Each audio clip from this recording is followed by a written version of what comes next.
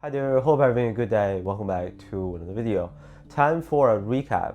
In this one, I'm going to be ranking basically all the Nike and Jordan brand basketball shoes released this year into a top 10 based on my personal experience playing in them. To save some time, I just want to point out one thing. I noticed more and more these models differ quite significantly depending on which colorway you get. Translucent also versus solid rubber, a standard mesh material versus leather or suede. So I'll try to mention that for the ones that I know about, and you feel free to add to it, please, to let us know if a different colorway or special edition of the same shoe made a difference performance-wise.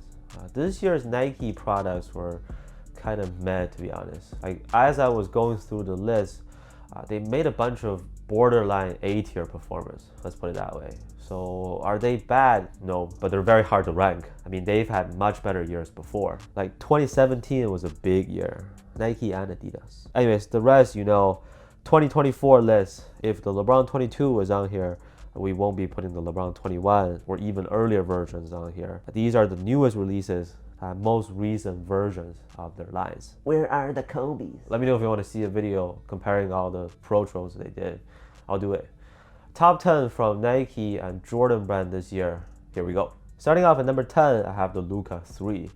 Might even be a little too low, honestly, because this shoe isn't elite in any single category, but it can do a little bit of everything. If you need excellent traction, this stops you well on a dusty court. If you need a durable outsole, you can use these outdoors, I can confirm that.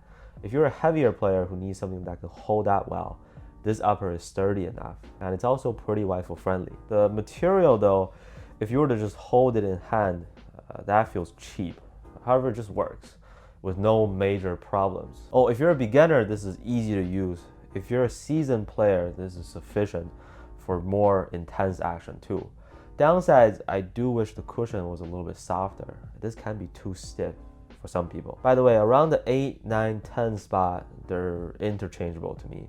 Like all solid performers. I'll provide my takes on their differences, but maybe you can simply decide based on the prices or deals that you see. Next up, where are my Tatum haters at?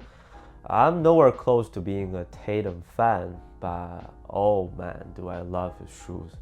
Actually, I kind of puzzled out because if this was purely based on personal preference, the Tatum 3 is a top 3 for me. I have it at number 9 on this list.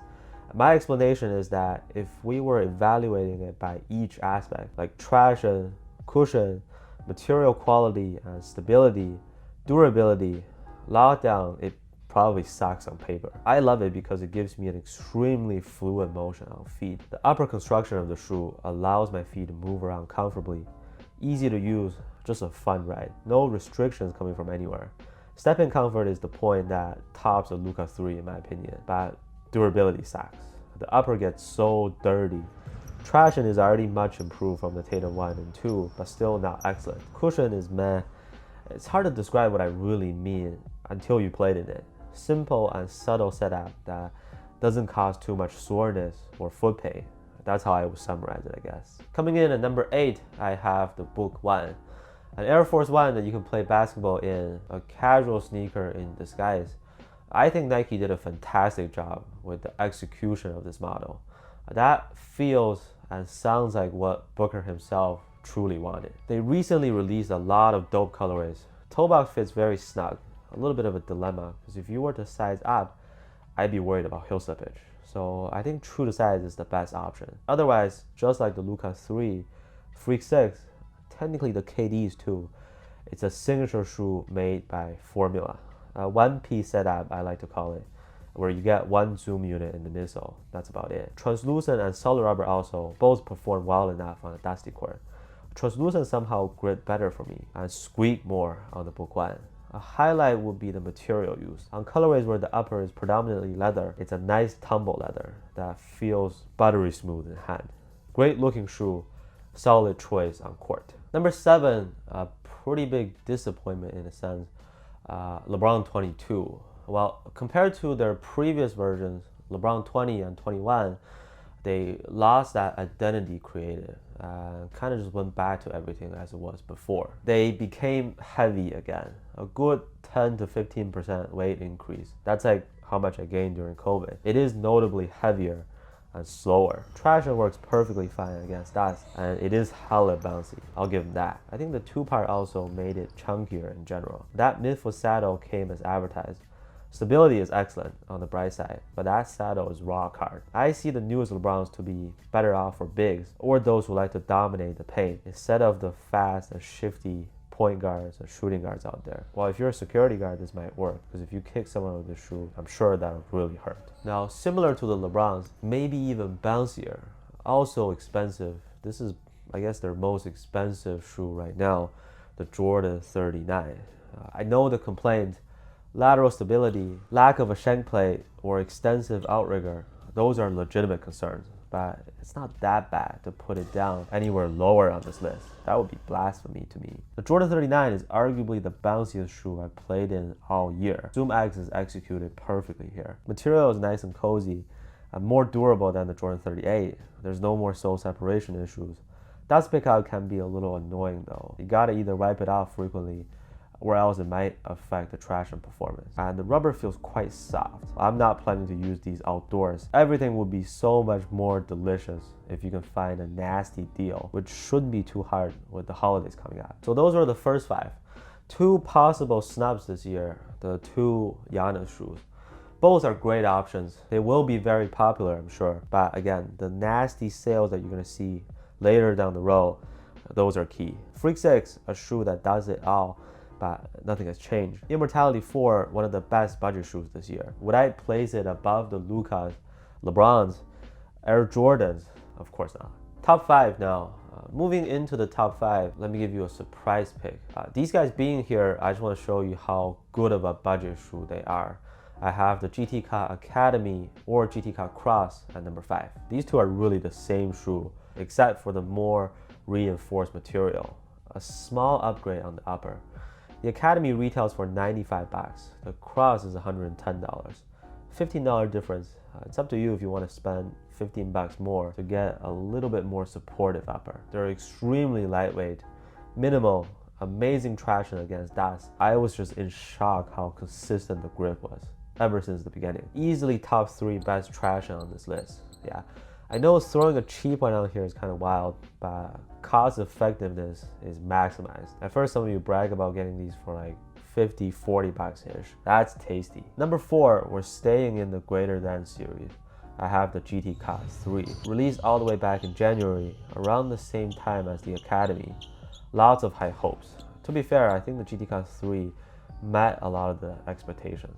First time we saw Zoom X on their basketball shoes, that was a success because they're very bouncy, cushion feels excellent, and responsive underneath.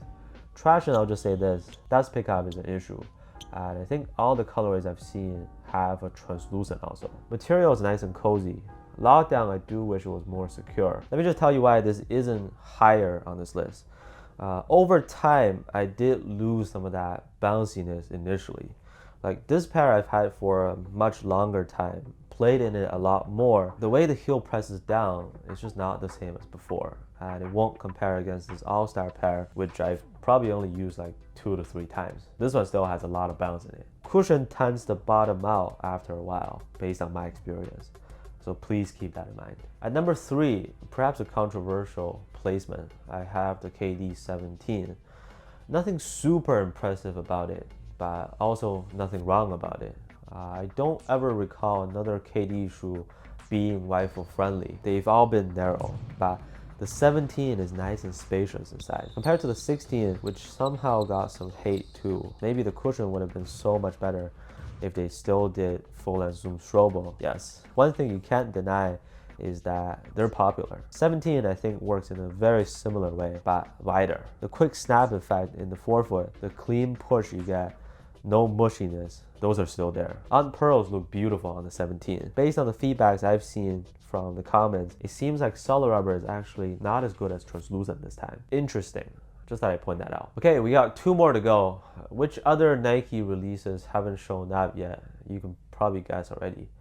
Second place, I have the Ja 2. I really did not like the Ja 1 that much. Weird toe box shape, they were stiff. Excellent traction though. Here on the Ja 2, super grippy and squeaky also. They kind of fixed the toe box fit.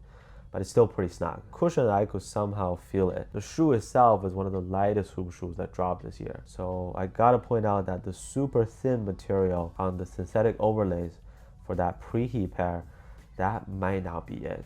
Leather, suede, both should be more supportive to offset how minimal the upper already is. If you're someone who judges everything by the setup, the technology used, having the Ja 2 as second place probably seems kind of sad. But hey, everything works perfectly fine. It's one of the best guard shoes on the market right now. For 120 or 130 bucks, depending on the colorway, I don't see a major drawback that stops you from considering the purchase. Just please make sure you get the colorways that have the thicker side panels. Best Nike shoe this year goes to the Sabrina 2. It's a little ironic because the Sabrina 1 and Ja 1, I thought both were pretty typical shoes designed for the younger hoopers. Popularity was high, performance was average to me, both of them, especially the Ja 1. But coming to their second models, I was genuinely impressed. Sabrina 2 has excellent traction, no problems getting to a hard stop on a very dusty court. 4-foot zoom, cushion 3.0, that combo gives you a subtle comfort. Definitely not stiff. You get a low to the ground court feel, while it's not entirely flat. Wide foot friendly, flat foot friendly, lightweight, gives you good speed, but your feet don't get tired too quickly in it. For how complete and user-friendly it is, the Sabrina 2 made it all the way to the top this year as an all-around performer. Alright, so that concludes my top 10 basketball shoes from Nike and Jordan brand this year. Like I said, kind of a slow year to be honest, but I always say this, they're the biggest brand. Of course, that also makes them the easiest brand to hate on. If you live in North America like I do, many other parts of the world too, I'm sure, they still offer the best variety for hoopers to choose from. Easy to get, easy to find stores to try out in person, which is always important. But man, you're not gonna see many of them in my final top 10 overall this year. Other brands are just catching up. Some of them clearly outperforming these ones. Anyways, let me know your favorite hoop shoe from Nike this year. Which pair are you using right now? Any thoughts, disagreements, let me know down in the comments too. Thank you so much for watching, and I'll see you on the next one.